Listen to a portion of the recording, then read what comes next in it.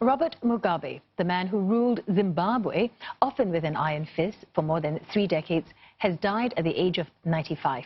He died in Singapore at Gleneagles Hospital. Singapore's Foreign Affairs Ministry has expressed its condolences and says it's working with the Zimbabwe embassy here to arrange Mr Mugabe's body to be flown home. He was the country's first prime minister in 1980 before becoming president 7 years later, a post he held till he was ousted in a military coup in 2017. Robert Mugabe was feted as an African liberation hero when he came to power in 1980 as prime minister. At that time, the nation, formerly known as Rhodesia, had endured nearly a century of white colonial rule and 7 years of a liberation bush war.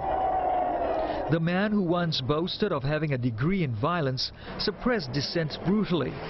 Despite allegations of genocide, when an estimated 20,000 people were killed in a crush revolt in a western province, he was elected president in 1990. He married Grace Marufu, 41 years his junior, after his first wife died.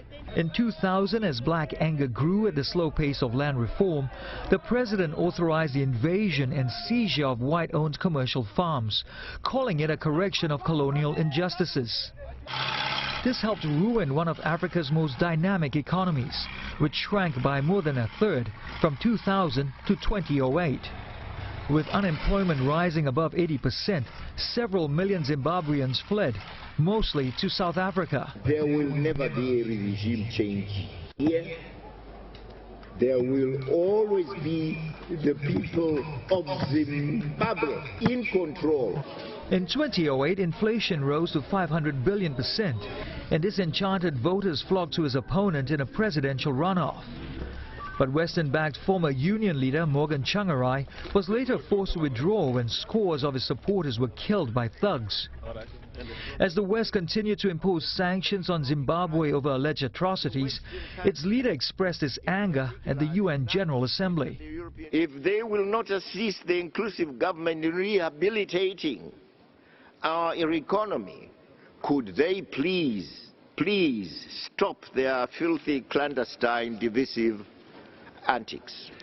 Described as a brilliant tactician by a former U.S. ambassador, he insisted he could still go on as he turned 88. In his later years, Mr. Mugabe often slurred his words, mumbled and paused for long periods in his speeches. Mr. Mugabe had been receiving care in a hospital in Singapore for an undisclosed ailment for the last few months before he died.